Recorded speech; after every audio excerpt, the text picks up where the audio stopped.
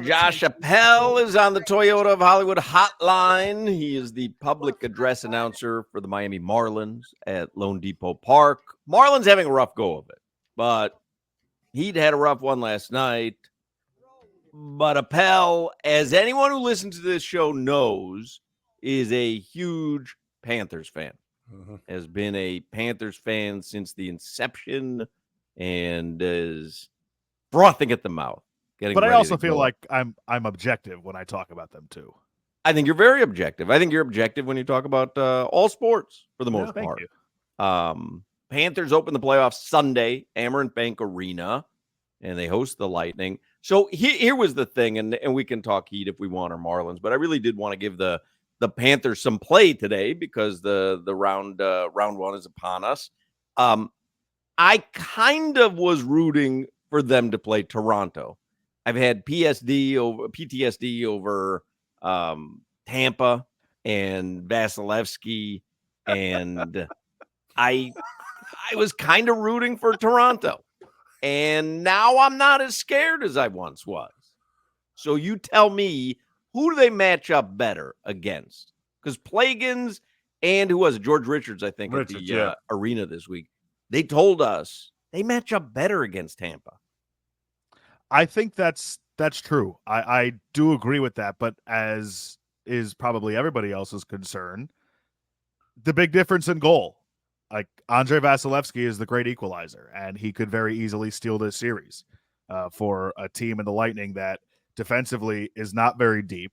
One of their top two defensemen, Mikhail Sergachev, still out. Not sure if he's going to be back for this series or not. So they're really thin defensively. They are very thin when it comes to forward depth. Obviously, they've got Nikita Kucherov, who just got his 100th assist of the season last night. And he's phenomenal, a candidate for the Hart Trophy this year. Stamkos has been great. Braden Point's been great. It's a great power play. But the Panthers, top to bottom, are better than Tampa Bay.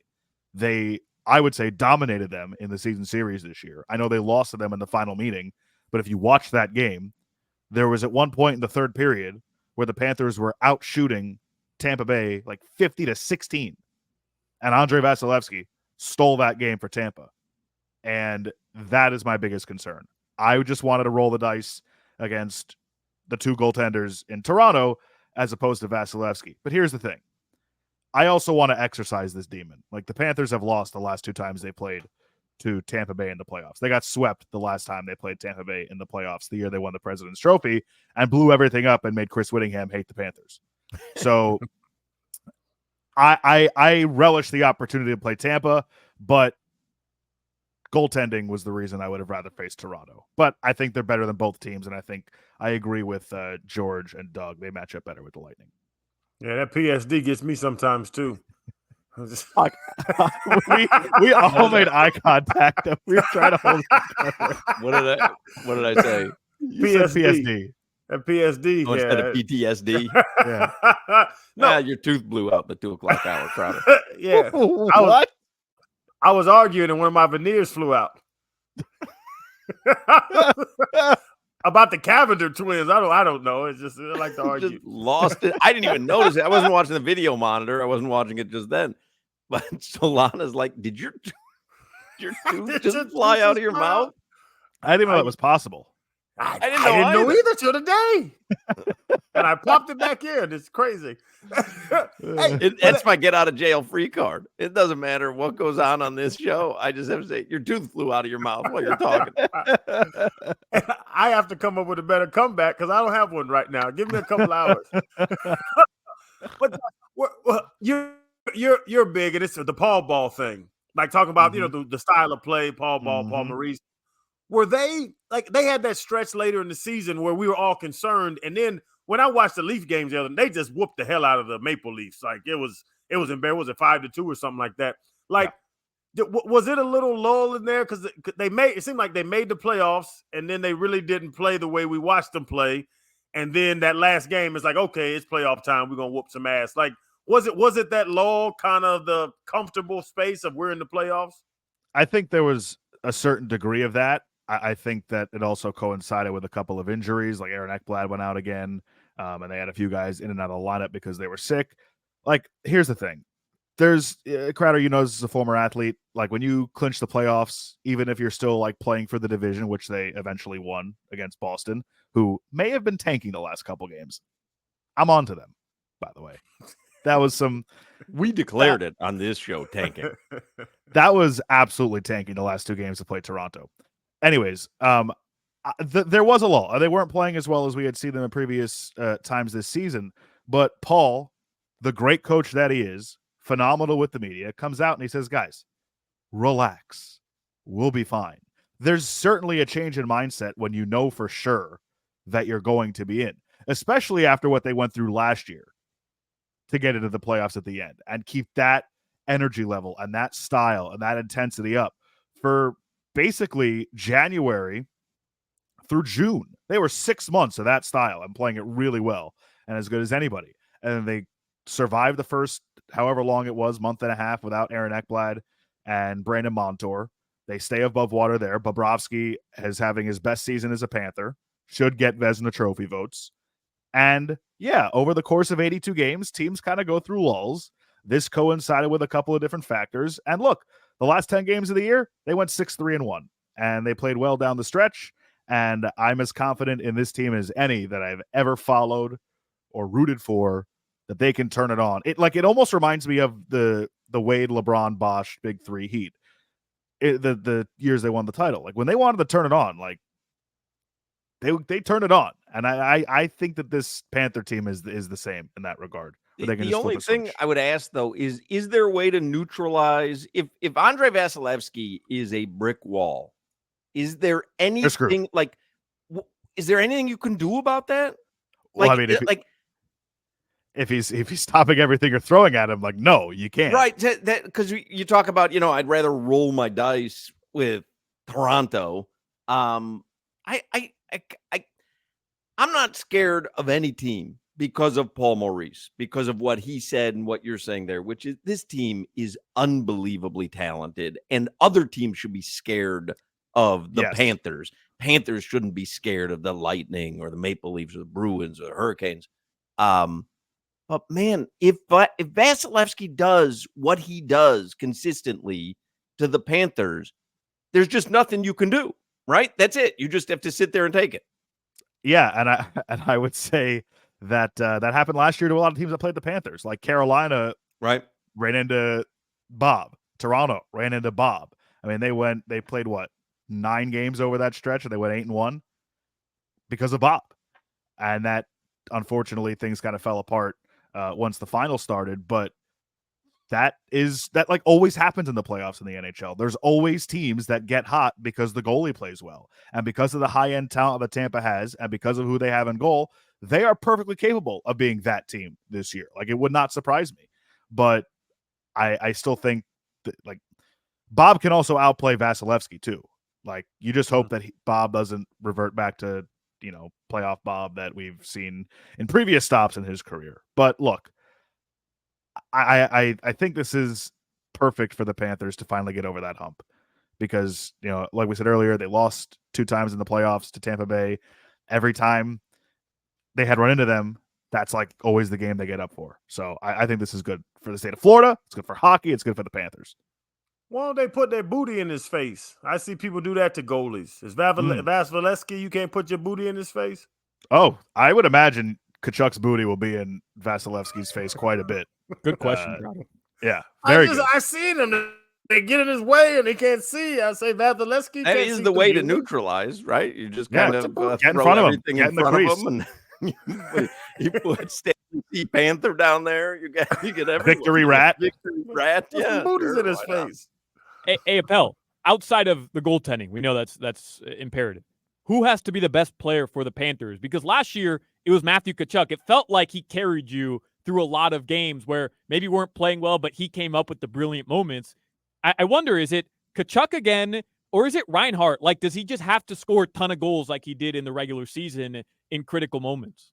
I still think Tkachuk is their X factor. I know Barkov caught a lot of heat last year for whatever reason because the production wasn't there. But in the playoffs, Barkov's always going to go up against the other team's top lines, and he's as good as he's going to win the Selke Trophy this year, which goes to the best defensive forward in hockey. He's going to win it again this year. I think it's Tkachuk. As Tkachuk goes, this team goes. It makes the lineup deeper. I think it's got to be 19 again. He's got to Not necessarily scoring though. No, because he's a facilitator. Like Right. He's a facilitator. And the Panthers. I will say this. I am a little concerned about the power play because the power play did not finish the season clicking. And one of the things that they were so successful at, Sam Reinhart led the NHL in power play goals, but didn't have one, I think, for the last 10 games, something along those lines. And it's because teams had kind of, quote unquote, figured out, like Tkachuk below the goal line, feeding Reinhart in the slot right in front of the goalie, and that was their bread and butter the whole season, and it was working. Now they haven't been able to really get into that area much. We'll see how they can adjust. I mean, the power play goes as Tkachuk goes. The team goes, I think, as Tkachuk goes. So who's the team that scares you most in the East? Carolina. Because that's why we were looking yesterday at the odds. Carolina is the favorite to win the Stanley Cup. Yeah, I think that the Jake Gensel acquisition they made from Pittsburgh at the trade deadline just makes that team on another level. They were already fantastic defensively. There are some question marks in goal there. It's been a little inconsistent this year. They don't really have a guy. Freddie Anderson missed a lot of the season. I believe he's back now, but they are as good as anybody in the league defensively. And now they have another high-end scoring forward in Jake Gensel. I don't think that if they matched up in the playoffs again this year, it would go the same way as it did a year ago. And we talked to George Richard and Plagans, and they were talking about the goalie tandem of Stolarz and Bob might be the best in the playoffs right now. Is that true? Yeah, I mean, Stolarz, what a find that was by Bill Zito, by the way. Another W for Will Weedo, as I like to call him. Because you replace the first letter of both his names with W for win. Like Will a Weedo. like a win. Yeah, like a W, like a win. So Stolarz, there was a lot of uncertainty about what Spencer Knight's situation would be. Spencer Knight spent the entire season playing a full year as a starter with the Charlotte AHL team, and he was solid, especially the back half of the year. And there was a question mark about what the Panthers would do with their backup goaltending situation. And bringing in Anthony Stolarz, I mean, the guy's goals against average is right around 2. They have just as much of a shot with him winning games when he started, or with them winning games when he's in goal, as they do with Bob. I mean, you want to talk about stealing games, like that's not an easy spot for a backup goaltender because you're playing a lot of back-to-backs where the team's not 100% in front of you because they just played the night before, and they relied on him quite a bit this year. And it helped Bob too because he didn't have to play as many games.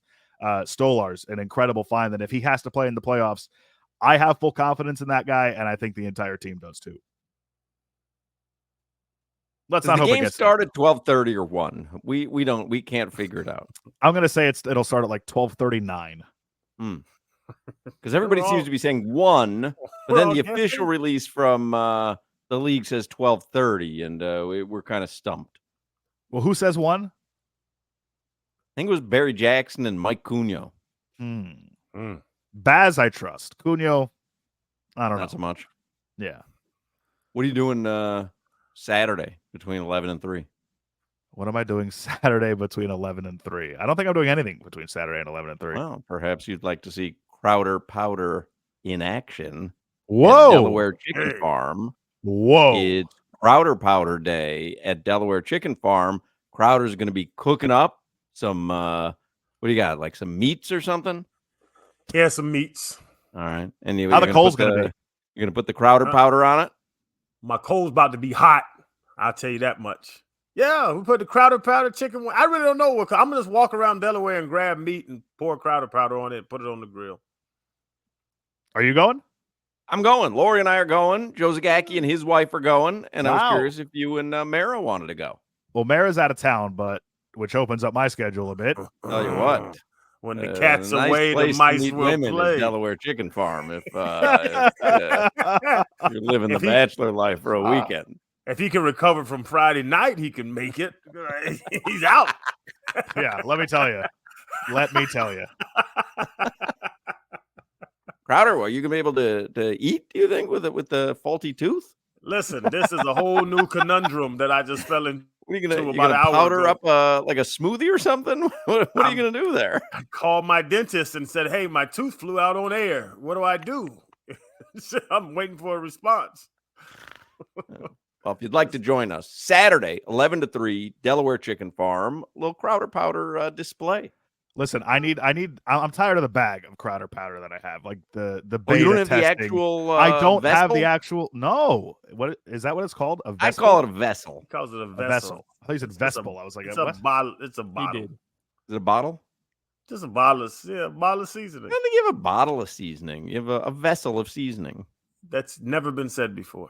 Well, agree to disagree. Hey, Josh, I know a guy. I got you. All right, well, tell your guy I need one. Well, when he says I got you, it's 8:52. 852.